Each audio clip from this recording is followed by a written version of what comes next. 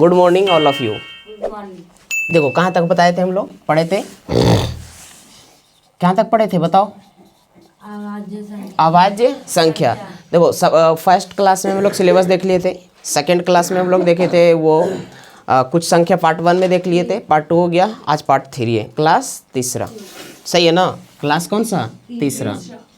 तीसरा क्लास चलेगा। कहाँ तक पढ़े थे पार्ट 2 में?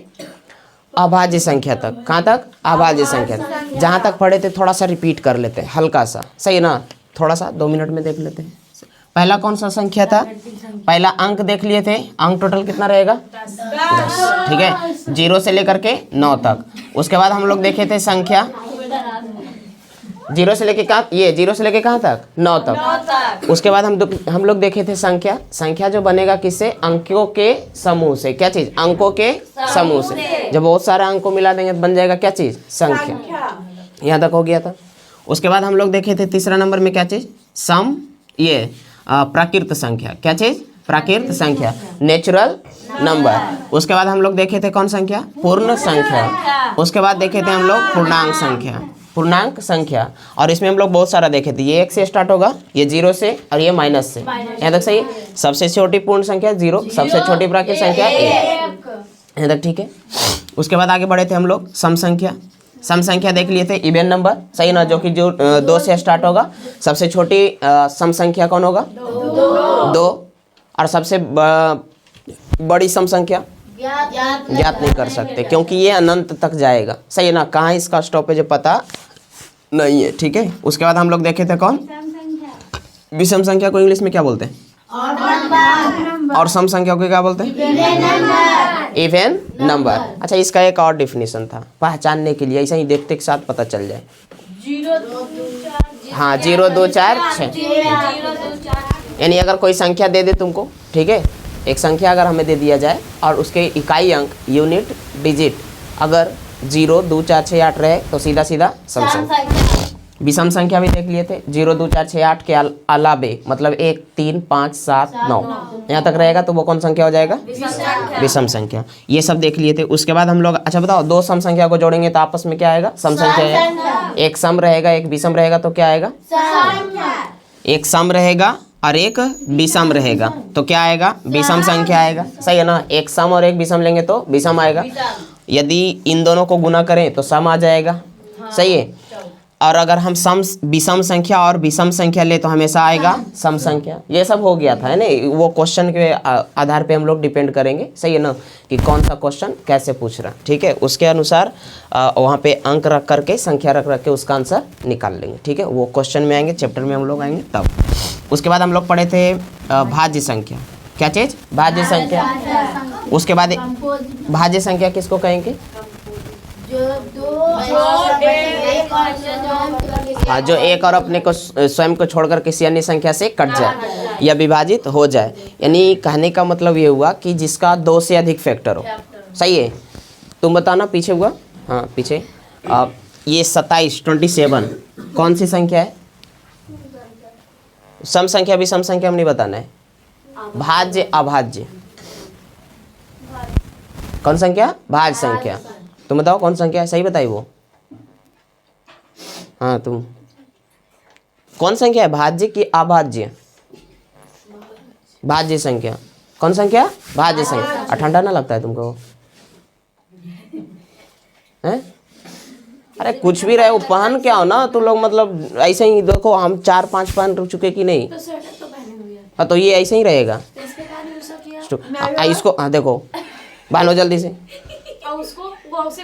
अरे अरे बांधो, ऐसे बांधो, सबको बांधो, शांति, सबको बांधो जल्दी। हाँ ऐसे गांधी जी के 3 बंदर ऐसे के लिए रहो। हाँ मुंह ना ये ऐसे बंद के रखो। हाँ ठंडी लगेगा ना, ठंडी बढ़ रहा है अभी। यहाँ देखो, नहीं लगता है। दो बुड्ढी है का? देखो, हाँ डंडा है वो दे देना। शांति रहो। देखो 27 कौन सी संख्या?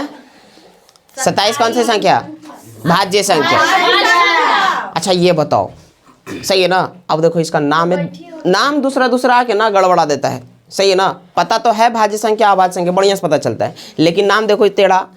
यौगिक संख्या, एक ठो रूढ़ संख्या। बताओ उन दोनों में कौन संख्या है? यौगिक। यौगिक ना। 100 केवल 31 रूढ़ संख्या, मतलब अभाज्य प्राइम नंबर नहीं। अच्छा, 1 से लेकर के ये कौन सी लिख दिया हम, 1 से 100 तक, 1 से 100 तक कितना अभाज्य संख्या? कितना? 25। अरे एक ही बार 25 है, 2 बार 25 25 ना, एक ही बार है। कितना है? 25। अच्छा, 100 से 200 के बीच कितना? 101 से 200 के बीच कितना? 21। बताए थे ना, 25 21 16 16 17 14 16 14 15 14 नहीं। अच्छा, यहाँ तक तो हो गया था सारा सारा पूरा। ठीक है, हम लोग 100 तक काफ़ी है, 100 तक याद रखेंगे। ठीक है, अब आगे बढ़ते हैं। यहाँ तक तो पिछला क्लास में हम लोग पढ़े थे। ठीक है, चलो मिटा देते हैं सबको। इसमें तो यहाँ तक डाउट है? अभाज्य संख्या तक नहीं ना। अभाज्य बताओ, दो अभाज्य संख्या को अगर आपस में जोड़ते हैं, दो अभाज्य संख्या को आपस में जोड़ेंगे तो कौन सी संख्या मिलेगी? भाज्य संख्या मिलेगी। अच्छा, जितना भी मतलब अभाज्य संख्या रहता है वो सब के सब विषम होता है या सम होता है? हाँ, 2 के छोड़ करके विषम होता है, बाकी सब के सब विषम। लेकिन भाज्य संख्या ऐसा नहीं है, वो सम भी हो सकता है, विषम भी हो सकता है। यहाँ तक सही है? चलो मिटा देते हैं ये सब। आगे हम लोग के पढ़ना है सह अभाज्य संख्या। कितना नंबर होगा? देखो 8 या 9 कितना होगा? 8। 1 नंबर।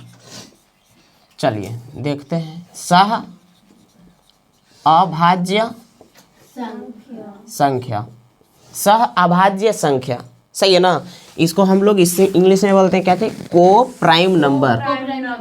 को प्राइम नंबर, को प्राइम नंबर्स। चलिए देखते हैं इसको, सही ना। को प्राइम नंबर सह अभाज्य संख्या नहीं हुआ। हाँ एन है ये। अरे बंदर की तरह निकल गया ना पूछ। सही ना, नंबर। ठीक है। अच्छा, संख्या के बारे में पढ़ लिए। ठीक है, अभाज्य के बारे में पढ़ लिए। अब सह खाली पढ़ना है। क्या चीज? सह। सही है। जैसे हम लोग कभी स्कूल में पढ़े थे, छोटा छोटा क्लास में हम लोग जाते थे ना, तो वहाँ पे जो भी है, अभी जैसे तू लोग भी हो, ठीक है, उसमें हम लोग जाते तो एक ठो देखते हो दोस्त, ऐसे करके दोस्त साथ में रहता है पढ़ने के लिए। सही ना। तो दोस्त का अगर पर्यायवाची हम लोग देखें, दोस्त का, सही है ना। अरे वो तो तुम्हारा अपोजिट वर्ड है, दोस्त का दुश्मन कर रही है। इसको इसका अगर पर्यायवाची देखो तो क्या होता है? मित्र। हाँ, सखा। ऐसे ही लिखा था ना, सखा। और बता, दोस्त हो ही गया ना, 4 बार करोगे तुम। हाँ, फ्रेंड हो गया इंग्लिश में। फ्रेंड हो गया क्या चीज? इंग्लिश में उसका मित्र, सखा, एक ठो सहपाठी। सहपाठी, सहयोगी, सहयोगी। और इंग्लिश में इसको बोला जाता है क्या पता है? क्लासमेट। Classmate, classmate. अच्छा, यहाँ पे एक वर्ड आया है सहपाठी, मतलब साथ पढ़ने वाला। हाँ, साथ में पढ़ने वाला। सही है ना। देखो इधर, पाठी पढ़ने वाला, और सह मतलब साथ। सह मतलब क्या चीज? साथ। कुछ पता चला यहाँ से? सह अभाज्य संख्या मतलब दो गो दोस्त रहेगा, और वो दोनों दोस्त कैसा रहेगा? अभाज्य रहेगा, और दोनों साथे साथे रहेगा। सही ना। उसी को बोलेंगे क्या चीज? सह अभाज्य संख्या। सह अभाज्य संख्या। चलो देखो, सहपाठी मतलब कौन हो गया? साथ पढ़ने वाला। उसी प्रकार सहअभाज्य संख्या मतलब दो गो साथ साथ में रहेगा। कौन सी संख्या? अभाज्य संख्या। देख सही है ना। यानी इसको हम लोग बोल सकते हैं कि वैसी संख्याओं का युग्म रहेगा कि अकेले अकेले? बताओ। युग्म। युग्म मतलब पेयर, जोड़ा। सही है ना, पेयर। हाँ, जोड़ा, 2 गो। सही है ना। इस तरह से बताओ, संख्याओं का वैसा युग्म जिसमें 2 अभाज्य संख्या क्या हो? मौजूद हो। 2 अभाज्य संख्याओं के युग्म को ही क्या बोलेंगे? सह अभाज्य संख्या। यहाँ तक सही है। चलो, सह मतलब कौन हो जाएगा? साथ। यानी ये साथ में रहेगा 2 गो अभाज्य संख्या, उसी को बोल देंगे क्या चीज? सह अभाज्य संख्या, या तो को prime number.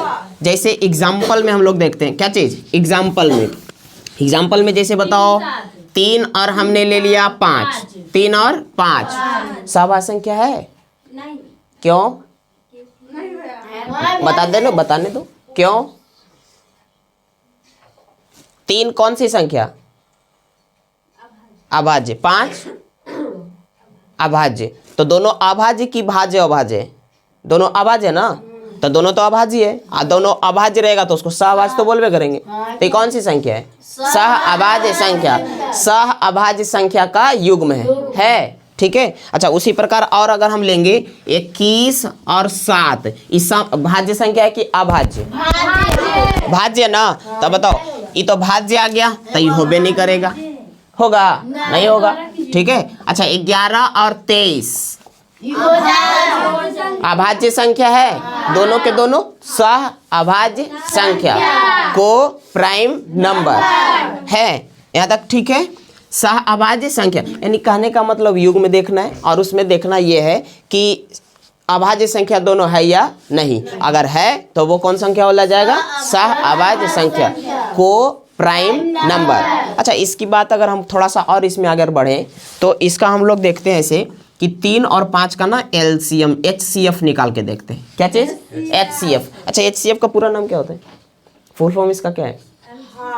Highest common factor. Highest common factor, सही है ना? Highest common factor. और हिंदी में इसको बोलेगा पता है क्या?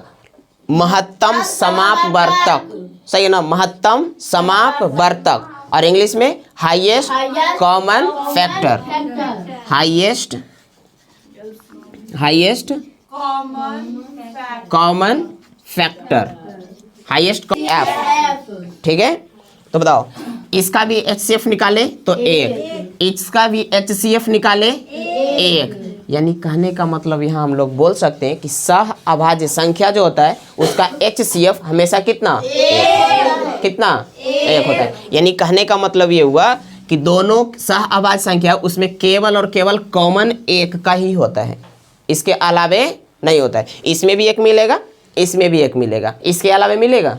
नहीं मिलेगा। जैसे इसमें हम लोग देखते हैं 7 और 21 में, दोनों में क्या है? इसमें भी 7 है।